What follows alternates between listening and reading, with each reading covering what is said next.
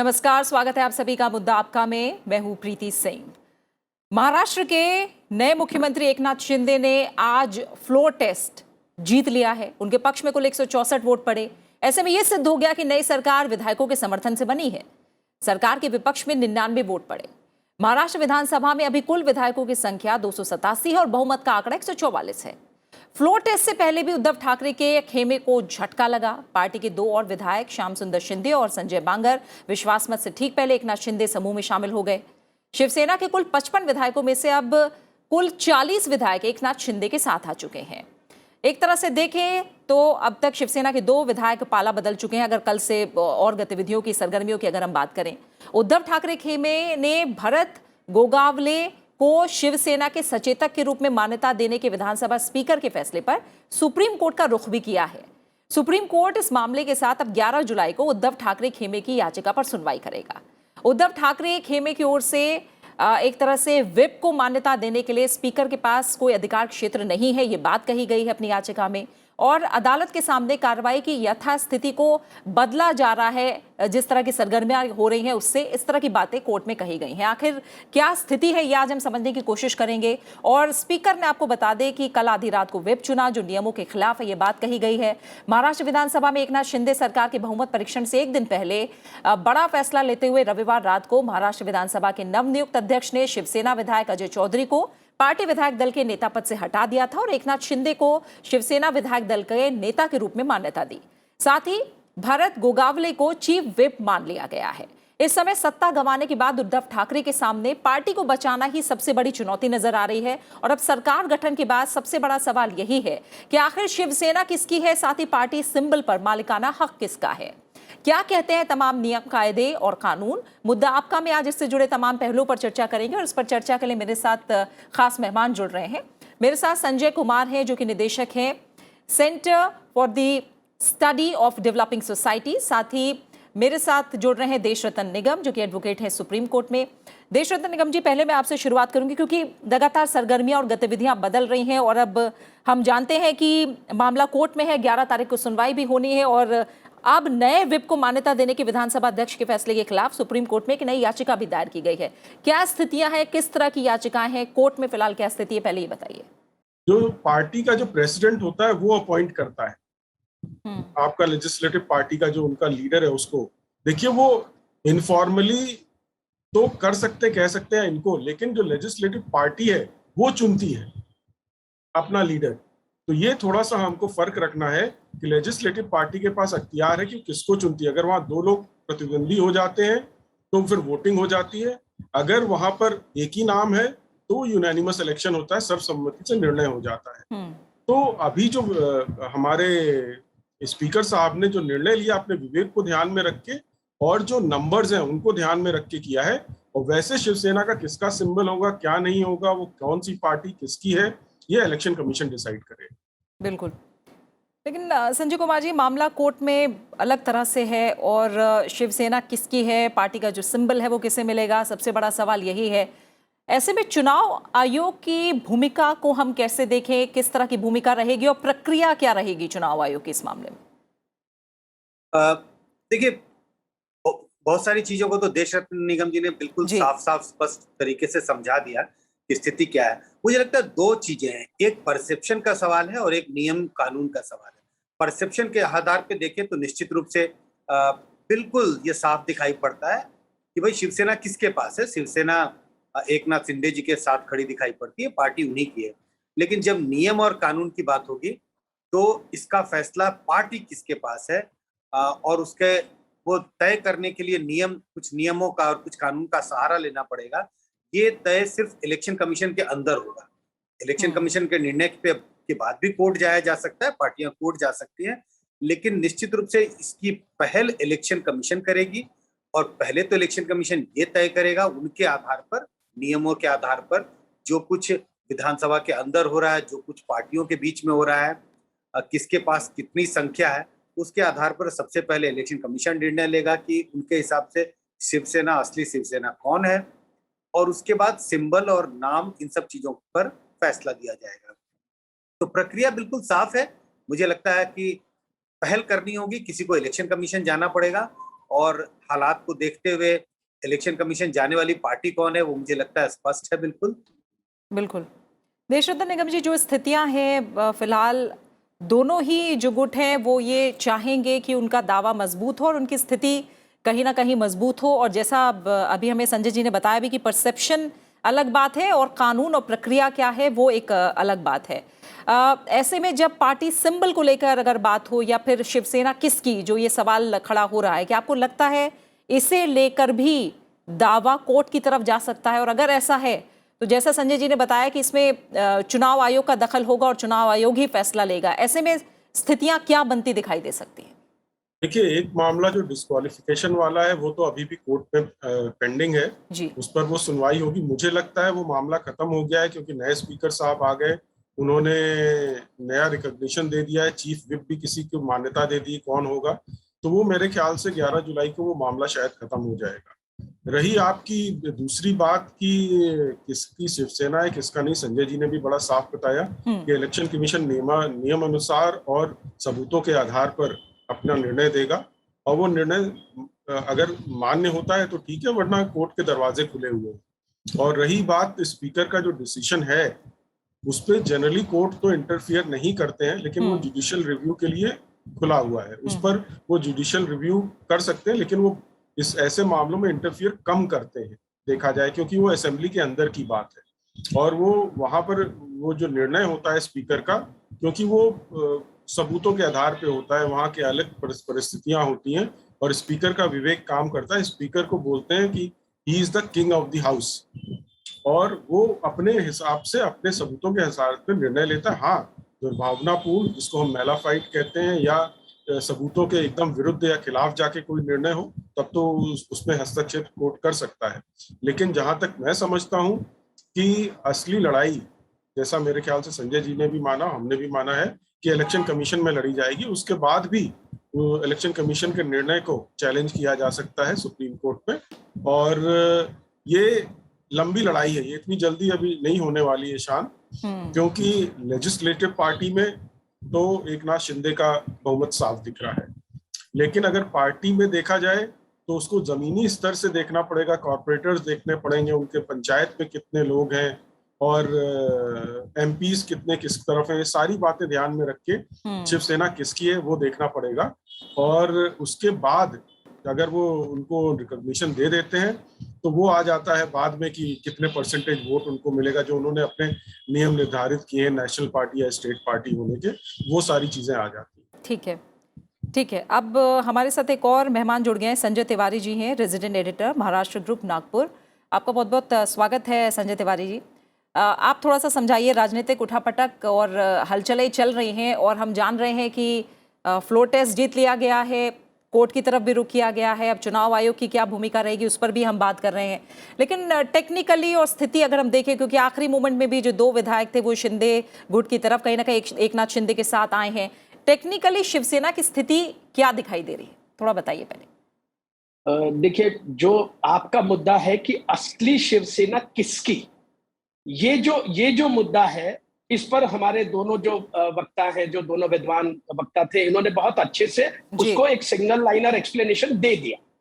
वो एक्सप्लेनेशन इस तरह का है कि टेक्निकली विधायक कहाँ है, तो फ्लोर पर विधायक यहां नजर आते हैं जो एकनाथ शिंदे जी के साथ बहुमत है, और बाहर पार्टी में शिवसैनिक किसके पास है, तो शिवसैनिक का फैसला आने वाले दिनों में होगा, वो कोई एक दो दिनों में होता नहीं है।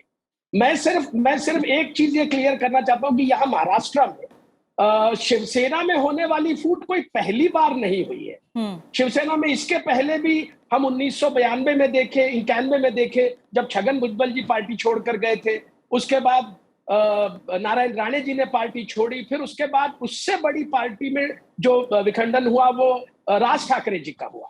लेकिन सबसे बड़ी बात यह है कि तीनों बार में इतनी बड़ी संख्या में विधायक छोड़कर नहीं गए, ये तीनों समय अलग अलग था। एक प्रश्न जिसका हम उत्तर दे सकते हैं वो ये है कि आज शिवसेना किसकी है, तो निश्चित रूप से आज शिवसेना दो धड़ों में स्पष्ट रूप से बटी हुई है। एक धड़ा जो विधायकों का है, जिसमें हो सकता है कि कुछ आने वाले समय में कुछ सांसद भी उसमें जुड़ जाए, कुछ पूर्व विधायक भी उसमें जुड़ जाए, क्योंकि अभी राजनीति का सीन थोड़ा अलग है। और दूसरा एक धड़ा है जो फील्ड में शिवसैनिकों का है कि शिवसैनिक कहाँ है। मैं आपको एक लाइन में सिर्फ इसको एक्सप्लेन करना चाहूंगा कि शिवसैनिक जो है ये बहुत सेंटिमेंटल व्यक्ति होता है और शिवसेना जो है ये सेंटिमेंट्स पर आधारित पार्टी। आप इसके इश्यूज भी देखेंगे तो इनका जो हिंदुत्व है वो बीजेपी के हिंदुत्व से अलग है। बाल ठाकरे जी का जो हिंदुत्व है वो आरएसएस द्वारा जो हिंदुत्व की लाइन खींची हुई है उससे अलग है। उसके पास अपना कैडर इतना मजबूत है, मुंबई में इतना मजबूत कैडर है, उनकी शाखाएं इतनी मजबूत है कि आप लीडर्स पर रिलाय नहीं करते। और जो भी लीडर उसके बाद हुआ, मैं आपको, आप सबको शायद सबको पता होगा, लेकिन मैं एक किस्सा आपको बता दूं। जब छगन भुजबल जी ने पार्टी छोड़ी थी तो ये किस्सा जो ऑफिशियली हम लोगों को बताया गया था कि डॉकयार्ड में एक मीटिंग ली, कोई विचलित नहीं हुआ। उस समय बाल ठाकरे जी पार्टी को रन करते थे, कोई विचलित नहीं हुआ। बाल ठाकरे जी ने एक मीटिंग ली, उसमें कुछ 100-200 कार्यकर्ता बैठे हुए थे और उन कार्यकर्ताओं में जो सबसे आखिरी लाइन में कोई एक व्यक्ति बैठा था, एक शिवसैनिक बैठा था, उसको खड़ा किया, मराठी में पूछा, बाळा तुझा नाव काय है, यानी तुम्हारा नाम क्या है। तो उन्होंने, वो खड़े होकर उस कार्यकर्ता ने बोला कि साहेब माझा नाव बाल नांदगावकर है, मेरा नाम बाल नांदगावकर है। बोला जा आणि तू फॉर्म भरून घे छगन भुजबळ जी। उनको वहां भेज के उन्होंने फॉर्म भरा दिया और वो प्रचार को भी नहीं गए और बाल नांदगावकर चुन कर आ गए। मैं आपको ये स्थिति इसलिए बताने की कोशिश कर रहा हूं कि दिल्ली में बैठ के या नेशनल लेवल पे बैठ के शिवसेना की जो अपन फूट देख रहे हैं वो टेक्निकल बेस पे, जो बिल्कुल हमारे दोनों विद्वानों ने जो कहा कि चुनाव आयोग क्या फैसला करता है, विधानसभा क्या फैसला करती है, या जो आज 40वां विधायक उनके पास चला गया, तो ये 40 विधायक जो पार्टी छोड़कर चले गए, तो मुझे लगता है कि कहीं ना कहीं अभी इसके लिए कहना बहुत जल्दी होगा। और ये बात निश्चित रूप से सही है कि इतने मास लेवल पर अगर पार्टी में फूट हो रही है, उसके कई कारण भी है। राजनीति में जो फिलहाल जो समय चल रहा है, जो आप भी जानती है कि किस तरह की राजनीति चल रही है, राजनीति के उस परिवेश को देखते हुए ये सरकार जो गिरी है या ये जो शिवसेना में फूट है, इसके टेक्निकल और स्टैट्यूटरी जो रीजंस हैं कि भाई 2/3 मेजॉरिटी लगेगी, ये लगेगा, लेकिन जैसे हमारे निगम जी ने जो बताया या संजय कुमार जी ने जो बताया, दोनों ने बहुत सही नरेट किया कि ये फैसला चुनाव आयोग को लेना है। क्योंकि यहाँ जो कुछ थोड़े दिनों पहले अगर हमने देखा कि एक और नेशनल पार्टी जो जिसमें बहुत बड़ा खेला हो गया था, वो रामविलास पासवान जी की पार्टी थी। तो फिलहाल लोक जनशक्ति पार्टी जैसा कोई इतना बड़ा जो उसका हश्र होगा, फिलहाल मुझे ऐसा नजर नहीं आता। ठीक है संजय कुमार जी, जैसा अभी हमें संजय तिवारी जी ने भी बताया है, और अगर हम बिहार का उदाहरण भी ले लें, जब एआईएम के जो विधायक थे वो आरजेडी में गए, राजस्थान का उदाहरण ले लें, लोक जनशक्ति पार्टी की बात अभी कही है संजय जी ने। मैं आपसे थोड़ा फिर से समझना चाहूँगी, चुनाव आयोग कितने समय में फैसला ले सकता है? और जैसा अभी संजय तिवारी जी ने भी कहा कि जन समर्थन को समझना या फिर पदाधिकारियों और एमएलए की पोजीशन को समझना, कैसे समझता है चुनाव आयोग, किस तरह से आगे बढ़ेगा इसे लेकर? देखिए, जब से महाराष्ट्र प्रकरण शुरू हुआ है तब से एंटी डिफेक्शन लॉ पे चर्चाएं हो रही हैं। इस बात की चर्चा हो रही है कि स्पीकर कितने दिनों में इन सब चीजों पे निर्णय ले, और हमें पता है कि एंटी डिफेक्शन लॉ इन सब चीजों के बारे में कोई समय सीमा निर्धारित नहीं की गई है। यही बात इलेक्शन कमीशन पर भी लागू होता है। जब कोई दावा या काउंटर दावा पेश किया जाए कि किसकी पार्टी है, पार्टी में विभाजन हुआ है, कौन असली पार्टी है, कौन सी पार्टी नकली है, तो कोई समय सीमा का निर्धारण नहीं किया गया है। नियम के तौर पर कोई इलेक्शन कमीशन बाध्य नहीं है कि उन्हें 5 दिन में, 7 दिन में, महीने में, 6 महीने में इसका निर्णय लेना है, बाध्य नहीं है। लेकिन मुझे लगता है इन दिनों चूंकि कोई अभी राष्ट्रपति के चुनाव होने हैं, उपराष्ट्रपति के चुनाव होने हैं, इन सब चीजों को देखते हुए मुझे लगता नहीं है कि इलेक्शन कमीशन में कोई क्विक निर्णय आएगा, रातों रात निर्णय आएगा, फोर्टनाइट में निर्णय आएगा, जैसा निगम साहब भी कह रहे थे कि थोड़ी लंबी चलेगी ये लड़ाई। वैसे तो राष्ट्रपति का चुनाव और उपराष्ट्रपति का चुनाव 10 अगस्त 15 अगस्त तक सब समाप्त हो जाएगा, तो कम से कम पहले तो कब पहल होती है इलेक्शन कमीशन में ये देखना होगा। और हो सकता है ये लंबा चले, 2-4 महीने भी लग सकते हैं, लेकिन और हो सकता है कि क्विक 15 दिन में 20 दिन में भी निपटारा हो सकता है। कानूनी तौर पर इलेक्शन कमीशन बाध्य नहीं है कि उन्हें 2 वीक में या 4 वीक में निर्णय लेना है। ठीक है। और देशरत्न निगम जी, जैसे आपने भी कहा और परसेप्शन की भी बात हो रही है और जो दिख भी रहा है, दावा जो है वो शिंदे गुट का मजबूत लग रहा है, लेकिन अगर कोर्ट की तरफ से मान लीजिए उनके खिलाफ कोई फैसला आता है, तो क्या अगर नियम कायदों के हिसाब से देखें तो फिर किसी एग्जिस्टिंग पार्टी में मर्जर ही एक रास्ता रहेगा? देखिए, अभी तो मर्जर की उन्होंने कोई बात नहीं करी, और यहाँ संजय तिवारी की बातों में मैं एक शुद्धिकरण करना चाहूंगा। उन्होंने बोला था ये जो 40 लोग हैं जो पार्टी छोड़ के चले गए, वो छोड़ के नहीं गए ना, उन्होंने इस बात को क्लेम किया है कि वो छोड़ के गए। वो कह रहे हैं वही शिवसेना है जी। हाँ, वो कह रहे हैं हम ही शिवसेना है, लेजिस्लेटिव पार्टी में उनको उस तरह का रिकॉग्निशन मिल गया। तो बाकी तो आप जैसा सबने बोला कि इलेक्शन कमीशन डिसाइड करेगा, लंबी लड़ाई है। वो मर्जर का एंटी डिफेक्शन लॉ से अगर बाहर निकलना है आपको तो मर्जर ही था, लेकिन वो रास्ता उन्होंने अपनाया नहीं, वो दूसरे रास्ते पे गए हैं। और इसमें कल को अगर एंटी डिफेक्शन लॉ पे किस तरह की कोई याचिका आती है सुप्रीम कोर्ट में इसको चैलेंज करते हुए, वो मुद्दा वहां पे फिर डिसाइड होगा कि शिवसेना किसकी है। तो उसके लिए भी वो फिर इलेक्शन कमीशन की तरफ देखेंगे कि पहले वहां पे निर्णय हो जाए तो फिर हम देखते हैं शिवसेना किसकी है। तो ये सारे मुद्दे आपस में जुड़े हुए हैं, और जो मर्जर वाला जो सवाल है, मैं नहीं समझता हूँ कि उसको इस स्टेज पे डिसाइड किया जा सकता है। संजय कुमार जी, फिलहाल मैं आपका ही रुख करूंगी, अभी तिवारी जी से मैं थोड़ी देर में कनेक्ट होंगी। आपने कहा कि चुनाव आयोग कितने समय में फैसला लेगा इसके बारे में कुछ कहा नहीं जा सकता, लेकिन अगर थोड़ा हम इतिहास के पन्नों की तरफ पलटें तो पहला मामला नहीं है, हम देख रहे हैं दशकों से इस तरह के मिलते जुलते मामले चलते चले आए हैं। ऐसे में अगर अहम फैसलों और अहम पड़ाव की बात करें और वो आप साझा करें।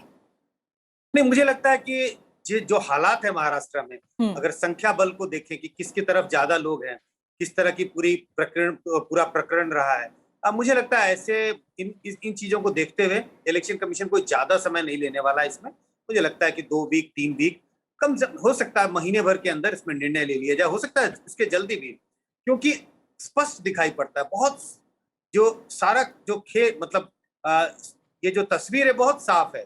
एक बहुत बड़ा धड़ा जो है वो एकनाथ शिंदे के साथ है, सरकार उनकी बन गई है। तो इन सब चीजों को देखते हुए, हालात को देखते हुए, नंबर्स को देखते हुए, मुझे लग रहा है कि इलेक्शन कमीशन क्विक निर्णय लेगा, बहुत लंबा समय इसमें नहीं लगने वाला है। देखिए, मैं इसमें कुछ बोलूं जी। देखिए, इसमें दूसरा ये है कि मुंबई म्युनिसिपल कॉर्पोरेशन का इलेक्शन आने वाला है, और उसमें ये जो चुनाव चिन्ह है वो किसका होगा, ये सवाल जरूर उठेगा। और कोई ना कोई इलेक्शन कमीशन जाएगा, और जैसे लोकतांत्रिक जनता पार्टी में जो हुआ था कि उन्होंने सील कर दिया था सिंबल, और दोनों को अलग अलग दे दिया। बिल्कुल, सील करने का भी ऑप्शन है। लेकिन देशरत्न निगम जी, बात यही है कि म्युनिसिपल और मुंबई में चुनाव की अगर हम बात करें, उससे पहले राष्ट्रपति और उपराष्ट्रपति का चुनाव जो कि बिल्कुल अभी है, ऐसे इस चुनाव के दौर में एक पार्टी का सिंबल होना या आप किस पार्टी के एमएलए हैं इसका तय होना, ये भी बहुत जरूरी है। यानी स्थिति का इससे पहले साफ होना जरूरी है। और इसमें क्या कोर्ट कोई फ्रीज करने को लेकर या ऐसा कोई निर्णय ले सकता है? नहीं, देखिए, जो राष्ट्रपति उपराष्ट्रपति का जो इलेक्शन है उसमें व्हिप नहीं जारी हो, ठीक है, इसलिए वो एंटी डिफेक्शन लॉ वहां नहीं लगेगा। सब अपने विवेक से अपने अनुसार वहां पर वोटिंग करते हैं। तो ये मामला इस इलेक्शन से नहीं करता है। हाँ, बीएमसी का जो इलेक्शन है, जहाँ चुनाव चिन्ह का कौन प्रयोग करेगा, उसको लेके हो सकता है कि चुनाव आयोग इसको सील बंद कर दे चुनाव चिन्ह। ठीक है। संजय कुमार जी, मैं जैसा इतिहास के बारे में आपसे समझना चाह रही थी कि इतिहास में भी इस तरह के मामले, और अभी देशरत्न निगम जी ने भी कहा कि फ्रीज करने को लेकर भी चुनाव आयोग फैसला ले सकता है। किस तरह के ऑप्शंस हो सकते हैं? और अगर मान लीजिए फ्रीज किया जाता है तो मैं वही कहूंगी कि एक बार गेंद कोर्ट के पाले में या चुनाव आयोग के पाले में, ये लड़ाई आप लोग कह रहे हैं कि लंबी खिंच सकती है। कितना लंबा इस मामले को खींचा जा सकता है? क्योंकि जैसी बात है कि जन समर्थन का दावा जरूर करेंगे कि उद्धव ठाकरे कहेंगे कि जन समर्थन हमारे साथ में है, भले ही परसेप्शन और अभी जो विधायकों की संख्या है वो एकनाथ शिंदे के साथ दिख रही हो, तो फ्रीज करने को लेकर या फिर ऑप्शंस जो हैं चुनाव आयोग के सामने, जो कि इतिहास में अब तक कदम उठाए गए हो चुनाव आयोग की तरफ से, उनके बारे में अगर आप बताएं। देखिए, फ्रीज करने का ऑप्शन तो है इलेक्शन कमीशन के पास, क्योंकि अगर निकट भविष्य में कोई चुनाव होना है और दोनों पक्ष जो है दावेदारी करेंगे, तो इलेक्शन कमीशन चूंकि क्विक निर्णय नहीं ले सकता, उसकी एक प्रक्रिया है, दोनों पक्ष अपनी बात कहेंगे, तो समय सीमा को देखते हुए कि अगर समय पूरा पर्याप्त उपलब्ध नहीं है इलेक्शन कमीशन के पास, तो वो सिंबल को सील कर देंगे और दोनों पक्षों को नया सिंबल दे सकते हैं। लेकिन सील करने का मतलब ये नहीं कि फिर इलेक्शन कमीशन उसे भूल जाएगा और फिर वो अगले चुनाव का इंतजार करेंगे। इसके बाद जरूर इलेक्शन कमीशन को थोड़ा समय मिल जाएगा, इस पर थोड़ी जांच पड़ताल, खोजबीन, दोनों पक्षों को अपनी अपनी दलीलें पेश करने का समय मिलेगा। लेकिन अगले किसी भी बड़े चुनाव के पहले इलेक्शन कमीशन इस पर निश्चित रूप से निर्णय लेगा कि शिवसेना कौन सी है। ये भी हो सकता है कि दोनों पार्टियों को नई पार्टी का स्वरूप दे दे, तो ऑप्शंस इलेक्शन कमीशन के पास रहेंगे। किस धड़े को, एक धड़े को शिवसेना मान सकती है, दूसरे धड़े को नहीं मान सकती है, एक को सिंबल दिया जा सकता है, दूसरे को नहीं दिया जा सकता। ऐसी भी स्थिति हो सकती है कि दोनों को नई पार्टी का स्वरूप दे सकती है और ये भी कह सकती है कि किसी भी पार्टी, किसी भी धड़े को शिवसेना का नाम नहीं दिया जाएगा और दोनों धड़ों को एक नया सिंबल दिया जा सकता है। तो इस प्रक्रिया में तो थोड़ा समय लगेगा, हो सकता है वो 2-4-6 महीने हो सकते हैं, लेकिन मैं ऐसा नहीं सोच रहा कि 2 साल और 4 साल तक ये काम लटका रहेगा। ऐसा होने की गुंजाइश नहीं है। अगले बड़े चुनाव के पहले ये सब इलेक्शन कमीशन को करना हो।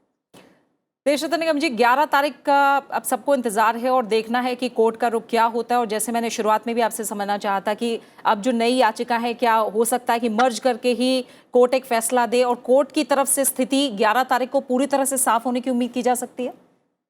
देखिए, आज जो मेंशनिंग हुई है वो नई याचिका के रूप में मैं समझता हूँ, उसको सुनना चाहिए। पुराना वाला तो वो इसको कहते हैं कि वो इनफ्रक्चुअस हो गया, जिसे अंग्रेजी में कहते हैं, उसका अब कोई मतलब नहीं रहा, क्योंकि वो इस पे स्पीकर कोई ना कोई फैसला दे ही देंगे। जो डिप्टी स्पीकर ने उनके ऊपर कार्रवाई करी, स्पीकर शायद उसको निरस्त कर दे उनका, और उसमें उनको कारण ना नजर आए उसको चालू रखने का, तो वो इनफ्रक्चुअस हो जाएगा। जो नई पिटीशन आज मेंशन हुई है उसको लेके उस पर संज्ञान ले सकता है सुप्रीम कोर्ट, और उस पर भी स्पीकर का जो अपना विवेक और क्षेत्राधिकार होता है उसमें कहीं ना कहीं आपको दुर्भावना दिखानी पड़ेगी। कहीं ना कहीं आपको ये दिखाना पड़ेगा कि वो सबूतों के खिलाफ गए हैं और लेजिस्लेटिव पार्टी को ये अधिकार ही नहीं है चुनने का।